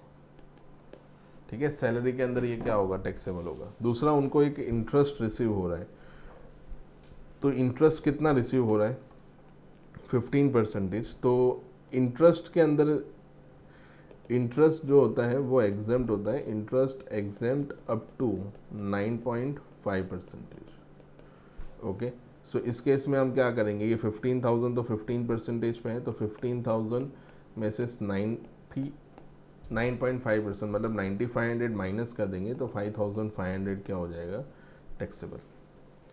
ओके, सो पहले क्वेश्चन देख लेते हैं, उसके बाद क्या क्या पॉइंट्स हमें कंसिडर करने वो देखते हैं। उसके बाद देखो gold ring worth ₹10,000 was given by employer on his 25th wedding anniversary, तो ये भी टैक्सेबल होगा, ये परक्विजिट हो गया one kind of. Music system purchase on 1 April 2020 by cheque for ₹85,000 and was given to him for, क्या लिखा हुआ है, पर्सनल यूज़। ठीक है, तो ये तो पर्सनल यूज़ के लिए दिया, तो पर्सनल यूज़ के लिए दिया हो तो 10% ऑफ दैट असेट वो क्या करना है, टैक्सेबल करना है, तो ये भी परक्विजिट में होगा। 2 ओल्ड लाइट गुड्स व्हीकल, ये एकदम डिफरेंट टाइप का एडजस्टमेंट उन्होंने दे रखा है, देखिएगा। 2 old light goods vehicle own by him मतलब employee were lease to transport company against the fix charge of ₹6,500 per month, books of account are not maintain. So PGBP के अंदर एक section है, सेक्शन 44AE। ठीक है, उसके अंदर आपको अपना मिनिमम इनकम क्या करना है, डिस्क्लोज करना है। ठीक है, जिसमें लाइट गुड्स व्हीकल के लिए 7,500 पर मंथ है, मल्टीप्लाई बाय 12 मंथ होगा, मल्टीप्लाई बाय जितने भी ट्रक्स हैं, तो मतलब 2 लाइट गुड्स व्हीकल है। सो इस केस में मैं ऐसा बोल सकता हूँ 1,80,000 रुपीज़ आपकी प्रिजम्पटिव इनकम हो गई। ठीक है, मतलब ये आपका सेक्शन 44AE का क्या हो गया, इनकम हो गया। ओके फ्रेंड्स, ठीक है, तो सेक्शन 44AE का आपका ये इनकम हो गया। अगर आप ऐसा क्लेम कर रहे हो, तो जो असेसी वो ऐसा क्लेम कर रहा है कि मेरी इनकम तो 6,500 है, multiply by 12 multiply by 2 months करूँगा तो ये मेरा इनकम दे रखा है, तो उस केस में उसको ऐसा बेनिफिट हम नहीं देने देंगे, क्योंकि उसको बुक्स ऑफ अकाउंट मेंटेन करने पड़ेंगे। अगर उसको लोअर इनकम क्लेम करना है, तो बुक्स ऑफ अकाउंट मेंटेन करने पड़ेंगे।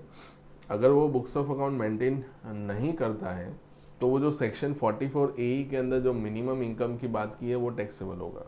तो यहाँ पे वो बुक्स ऑफ अकाउंट मेंटेन नहीं कर रहा है, तो ये 1,80,000 क्या होगा, टैक्सेबल हो जाएगा। ठीक है, सो ये ध्यान रखना, ये लिखा हुआ है books of account are not maintain. आगे देखो दोस्तों, received the interest of ₹5,860 on bank FD on 24th April 2020 and the interest of ₹6,786, ध्यान से पढ़ना, net from debenture of an Indian company. So ये आपको दे रखा है नेट, मतलब इसके अंदर TDS की इफेक्ट आ चुकी है, तो TDS की इफेक्ट इसके अंदर आ चुकी है। ओके, और उसमें आपको डेट भी दे रखा है दोस्तों, 5 मई 2020।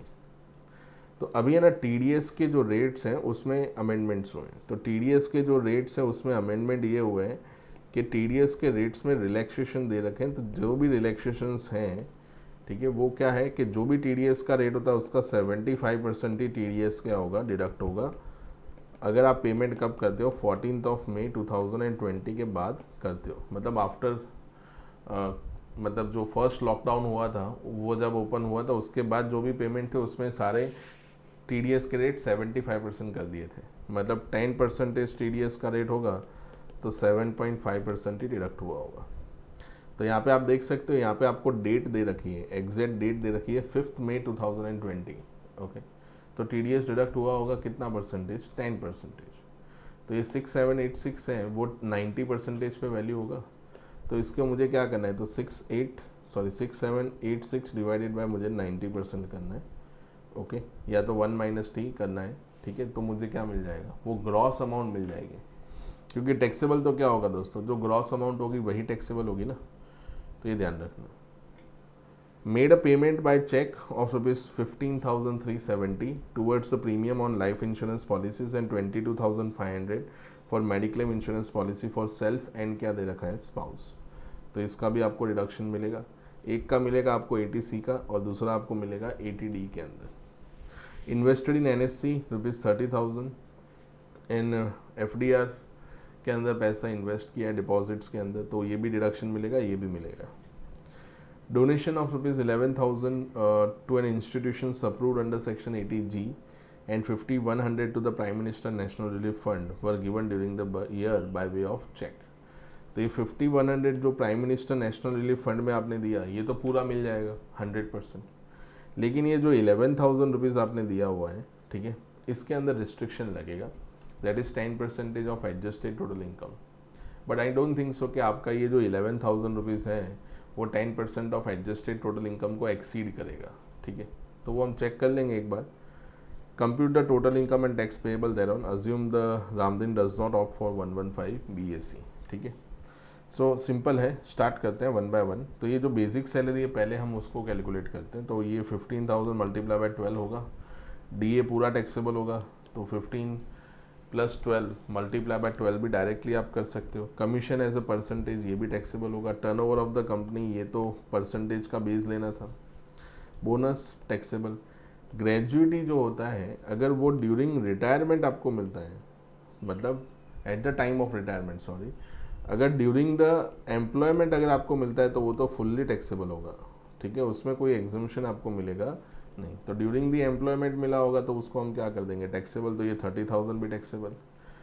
RPF का कंट्रीब्यूशन जो होगा उसका ATC में आपको डिडक्शन मिलेगा, ओके।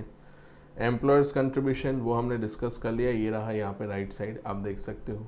तो वो अमाउंट कितनी टैक्सेबल होगी, तो वो टैक्सेबल अमाउंट हमने लिखी है 2760। इंटरेस्ट के अंदर 5500 था।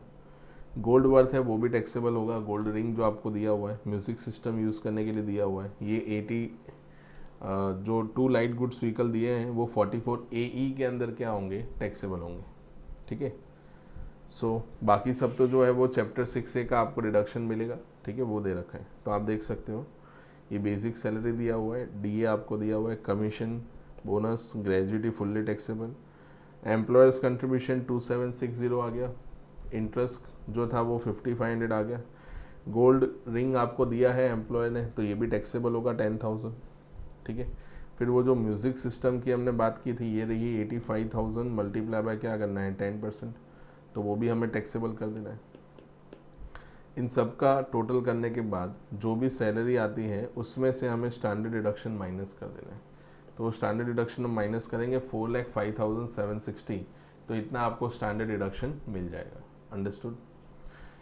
उसके बाद मैंने आपको जैसा बताया ये जो 2 लाइट गुड्स व्हीकल उन्होंने परचेस किए हैं और लीज आउट किए हैं, तो उसके अंदर आपने बुक्स ऑफ अकाउंट मेंटेन नहीं किया तो आपको लोअर इनकम का बेनिफिट नहीं मिल सकता।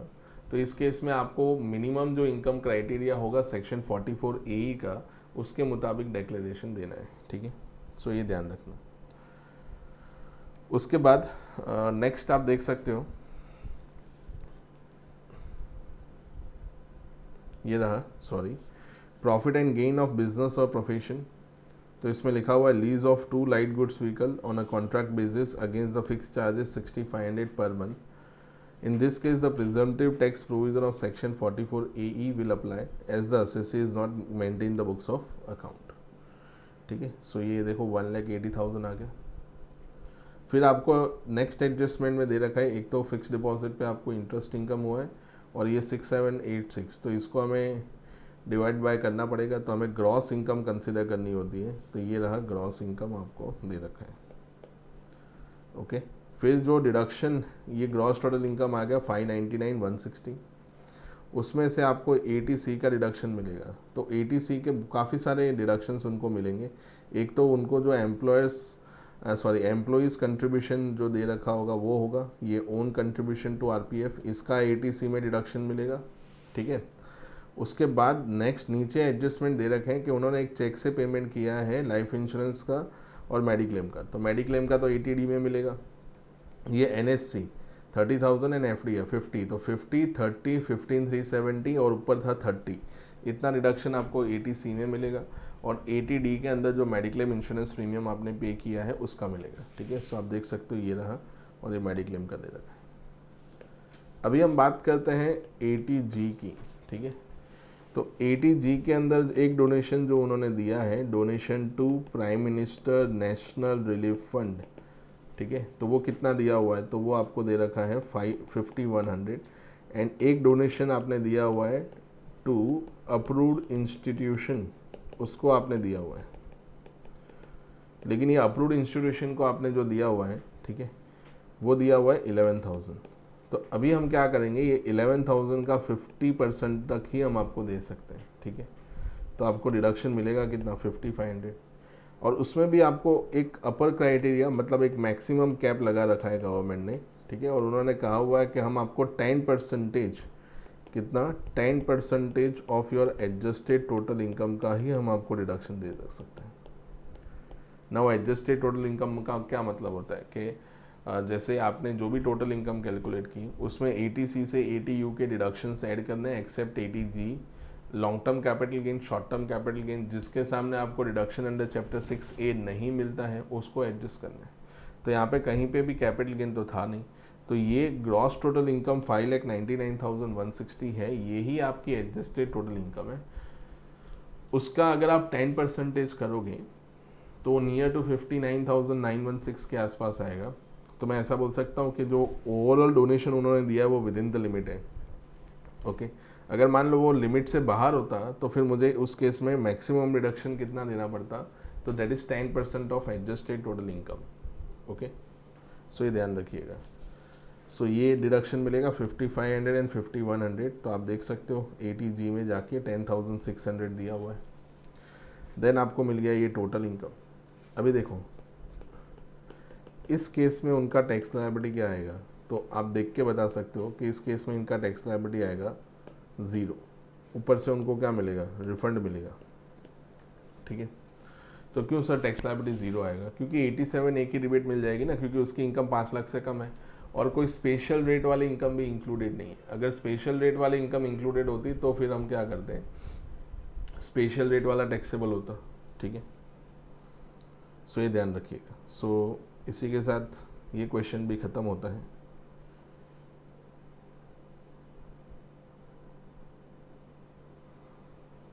ओके, उसके बाद देखिए आगे बढ़ते हैं।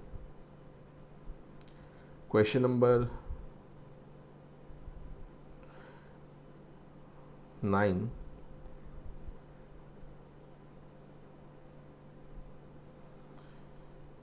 नाउ क्वेश्चन नंबर 9 जो है इसको आप खुद ट्राई कर सकते हो, वो काफ़ी सिमिलर क्वेश्चन आपको मिलेगा। ठीक है, तो ये मैं आपको होमवर्क देता हूँ।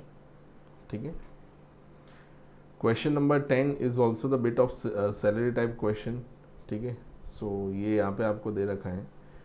ठीक है, तो Rosy and Mary are sister born and brought up at Mumbai. ठीक है, तो इसको भी आप कर सकते हो, कोई प्रॉब्लम आपको नहीं आएगा। ठीक है, उसमें रेसिडेंशियल स्टेटस आप पहले चेक कर लेना, और जो असेसी है वो सीनियर सिटीजन भी हो सकता है शायद। ठीक है, सो कोई प्रॉब्लम नहीं आएगा, आप एक बार देख लीजिएगा उसको। ठीक है, नाउ स्टार्ट करते हैं लास्ट क्वेश्चन, क्वेश्चन नंबर 11। ठीक है, देखिए दोस्तों इसके अंदर अभी ये, इसके अंदर हम ऐसा बोल सकते हैं कि वो जो AMT का कैलकुलेशन है, दैट इज़ सेक्शन 115 JC का। ठीक है, वो आपको देखने को मिल जाएगा। ठीक है, सो आपको पता है कि सेक्शन 115 JC जो AMT का है, सो उसके अंदर हमें क्या करना है, तो सबसे पहले कैलकुलेट करना होता है, अगर उसके अंदर टैक्स पे करना है तो एडजस्टेड टोटल इनकम। अभी एडजस्टेड टोटल इनकम के लिए हमें 3 एडजस्टमेंट करने होते हैं, एक सेक्शन 35AD का, दूसरा 10AA का अगर उसने कोई डिडक्शन लिया है उसका, एंड 80H से 80 RRB के कोई डिडक्शंस लिए तो उसका हमें कैलकुलेशन करना पड़ेगा। ठीक है, और उसको ऐड करना पड़ेगा, तो हमें एडजस्टेड टोटल इनकम मिल जाएगा। तो देखिए स्टार्ट करते हैं। Mister x an individual setup a unit in special economic zone in the financial year 16-17 for production of washing machine. The unit fulfill all the conditions of section 10AA of the Income Tax Act. During the financial year 1920, he has also set up a warehousing facility in the district of Tamil Nadu for the storage of agriculture produce. It fulfill all the condition of section 35 AD, मतलब 35 AD में उनको deduction मिल जाएगा. Capital expenditure in respect of warehouse amounted to 75 lakhs, including the cost of land 10 lakh rupees. तो cost of land का आपको reduction नहीं मिलेगा. सो ऐसा बोल सकता हूँ आउट ऑफ 75 लाख में से 10 लाख रुपीज़ हमें माइनस कर देना है. ठीक है. सो जो एलिजिबल अमाउंट होगा, तो एलिजिबल जो डिडक्शन होगा वो कितना होगा, तो एलिजिबल डिडक्शन होगा 65 लाख रुपीज़. ठीक है. तो यहाँ पे दिया हुआ with effect from 1 April 2020 and the expenditure of rupees 75 lakhs was capitalise in the books on that date. तो अभी हमें क्या करना है, तो जो भी प्रॉफिट हमारा आया होगा, ठीक है, उसमें से ये डिडक्शन अंडर सेक्शन 35 AD हमें माइनस करना है. तो 35 AD में लॉजिक क्या है कि आप जो भी कैपिटल एक्सपेंडिचर करते हो उसका डिडक्शन आपको पहले साल ही मिल जाएगा. ठीक है. तो यहाँ से हम 65 लाख रुपीज़ माइनस कर देंगे और बाकी का जो आएगा वो हमारा क्या होगा, बिजनेस इनकम. उसके बाद देखिए next relevant details for the financial year 2021 are as follows. तो उसमें दिया हुआ है profit of unit located in SEZ, तो वो दे रखा है 40 लाख. एक्सपोर्ट सेल्स दे रखा है 80, डोमेस्टिक सेल्स दे रखा है 20. तो हम ऐसा भी कर सकते हैं डिडक्शन अंडर सेक्शन 10AA. तो profit of SEZ unit multiply by हमें क्या करना है, तो multiply by export turnover divided by total turnover. तो प्रॉफिट कितना है 40 लैक्स. उसके बाद मल्टीप्लाई बाय एक्सपोर्ट टर्नओवर कितना है 80 डिवाइडेड बाय टोटल टर्नओवर कितना होगा 100. तो 32 लाख रुपीज़ का आपको डिडक्शन मिल जाएगा अंडर सेक्शन 10AA. तो आपका प्रॉफिट है कितना 40 में से 32 का तो आपको डिडक्शन मिल जाएगा. तो 8 लाख रुपीज़ क्या होगा, टैक्सेबल होगा. ठीक है. वो SEZ यूनिट वाला, तो 8 लाख रुपीज़ हम टैक्सेबल करेंगे. उसके बाद देखो profit from operation of warehousing facility before considering the reduction under section 35 AD. तो जो स्पेसिफाइड बिजनेस है उसका प्रॉफिट आपको दे रखा है 1 करोड़ 5 लैक्स. ठीक है. तो 1 करोड़ 5 लैक्स माइनस 65 लैक्स, तो ये कितना हो जाएगा, तो ये हो जाएगा 40 लैक्स.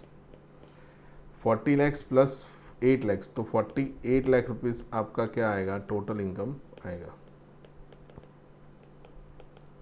ठीक है. फिर देखते हैं क्या दिया है क्वेश्चन में. टोटल इनकम मतलब कुछ और भी दिया हो सकता है. Compute the income tax including AMT under section 115 JC liability of Mr. X for the assessment year 21-22 both as per the regular provision of the Income Tax Act as per 115 BAC. ठीक है. Advise mister x. तो अभी क्या है 115 BAC जब आप calculate करते हो तो मैट एप्लीकेबल नहीं होगा.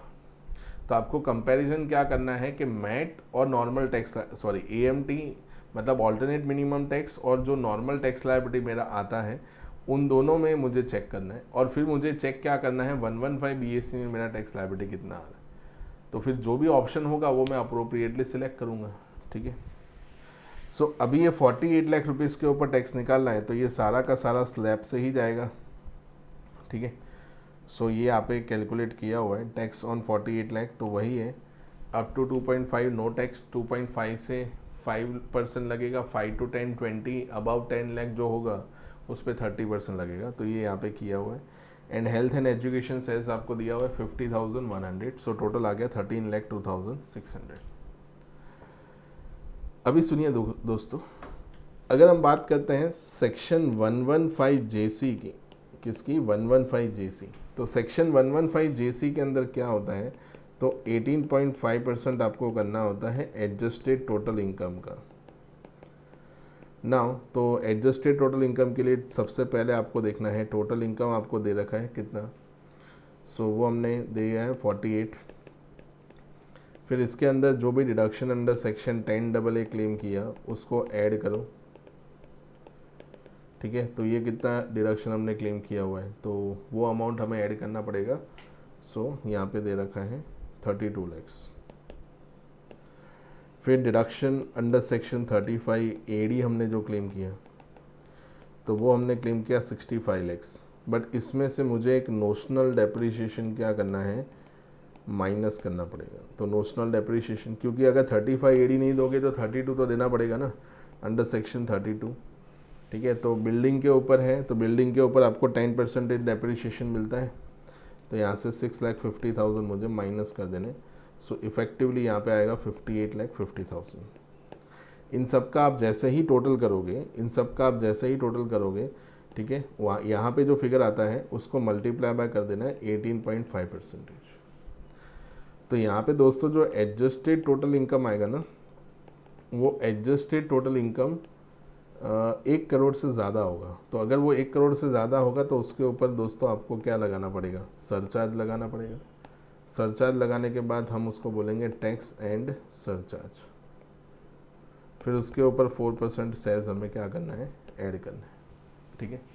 तो मान लीजिए कि अगर आप सेक्शन 115 BAC में नहीं जाते हो, तो सेक्शन 115 BAC में नहीं आते हो, तो जो टैक्स यहाँ पे आएगा और जो टैक्स यहाँ पे आपने कैलकुलेट किया होगा ये वाले अमाउंट पे 48 लाख रुपीज़ के ऊपर, उन दोनों का जो डिफरेंस होगा उसको हम AMT क्रेडिट बुलाएंगे, ठीक है। तो अभी देखो सॉल्यूशन में, तो tax liability as per normal provision के मुताबिक आया 13,02,600। अगर हम बात करें AMT की, मतलब ऑल्टरनेट मिनिमम टैक्स की, तो ऑल्टरनेट मिनिमम टैक्स में 48 लाख था प्लस 32 लाख ऐड किया, 65 में हमने वो नोशनल डेप्रिसिएशन माइनस कर दिया, तो ये एडजस्टेड टोटल इनकम कितना है 138.50। उसके बाद ऑल्टरनेट मिनिमम टैक्स 25,62,250 आया। अभी आपका एडजस्टेड टोटल इनकम 1 करोड़ से ज़्यादा है, तो 15% उसके ऊपर क्या लगेगा दोस्तों, तो 15% सरचार्ज लगेगा जो यहाँ पे लगाया हुआ है, एंड प्लस 4% सेस लगा है, ठीक है। तो अगर मान लो आप 115 BAC में नहीं जाते हो तो आपका AMT क्रेडिट कितना होगा दोस्तों। अगर आप 115 BAC में नहीं जाते हो तो आपका AMT क्रेडिट होगा 30,64,450 माइनस 13,02,000 कितना करेंगे हम 600। तो ये जो अमाउंट होगा इसको हम क्या करेंगे, तो इसको हम करेंगे टैक्सेबल, ठीक है। बट टैक्सेबल नहीं है, सॉरी, ये क्रेडिट होगा, सॉरी, ये आपका क्या होगा AMT क्रेडिट, ओके। बट आप मान लीजिए कि अगर आप किस में जाना चाहते हो, सेक्शन 115 BAC के अंदर जाना चाहते हो, तो क्या होगा, तो जो भी आपकी टोटल इनकम होगी उसके अंदर, मतलब टोटल इनकम आपकी कितनी है 48 लाख, उसमें सबसे पहले जो डिडक्शन अंडर सेक्शन 10AA आपने क्लेम किया उसका डिडक्शन हम आपको नहीं देंगे, तो ये हो गया 32 लाख। फिर 35 AD का जो आपने डिडक्शन लिया वो भी नहीं लेने देंगे, तो वो 65 लाख। बट इसमें से जो नोशनल डेप्रिसिएशन होगा वो हम माइनस करेंगे, ठीक है, तो वो 6,50,000। मतलब सेम टू सेम आपका जो एडजस्टेड टोटल इनकम का फिगर आया होगा वही यहाँ पे आया होगा, तो 58,50,000, सो 1,38,050। तो आई डोंट थिंक सो कि SSC 115 BAC में जाएगा। क्यों, उसके पीछे का रीज़न ये है कि 115 BAC के अंदर एक लेवल के बाद तो 30% ही लगता है। वो जो सेक्शन 115 JC में हमने ऑल्टरनेट मिनिमम टैक्स पे किया ना, उसके अंदर तो 18.5% था। तो मैं ऐसा बोल सकता हूँ 15 लाख से ऊपर सब पे 30% लगेगा, ठीक है। तो आपका टैक्स लायबिलिटी तो बहुत सब्सटेंशियली बढ़ जाएगा, ठीक है। सो आई डोंट थिंक सो कि the SSC will go under 115 BAC because of the fact उसकी टैक्स लायबिलिटी आप देख सकते हो 46,55,430 आएगा। So in that case he will pay tax as per the normal provision. However normal provision में ऐसा लिखा हुआ है कि आपको AMT पे करना पड़ेगा, तो फिर हम AMT पे करेंगे। तो डिफरेंस अमाउंट होगा उसको हम मैट क्रेडिट बोलेंगे, जो लास्ट में उन्होंने कैलकुलेट किया हुआ है, ये रहा, ओके, ठीक है दोस्तों। सो आई होप ये टोटल इनकम के क्वेश्चंस आपको समझ में आए होंगे, ठीक है। मैंने आपको क्वेश्चन नंबर 8 एंड 9 या 9 या तो फिर 10 मैंने आपको होमवर्क दिया, क्योंकि उसमें इतना कुछ था नहीं, सिर्फ सैलरी का ही पॉइंट था, तो आप उसको ईजिली कर सकते हो, ठीक है। सो ये जो फाइल है ये मैं आपको मेल कर दूंगा, मतलब ये आपको अवेलेबल करवा दूंगा, ठीक है। और ये जो फाइल मैंने लिखा हुआ फाइल है, ठीक है, वो भी मैं आपको अवेलेबल करवा दूंगा, ठीक है। सो ये जहाँ पे मैंने ये पूरा जो शीट है उसमें जहाँ जहाँ लिखा है, तो अगर आपको वहाँ कुछ नोट डाउन करना है तो आप उसको कर सकते हो, ठीक है। सो यहाँ तक रखते हैं फ्रेंड्स, मिलते हैं अमेंडमेंट के लेक्चर्स में, ठीक है, बहुत जल्दी आपको अवेलेबल हो जाएंगे। सो तब तक के लिए goodbye and take care.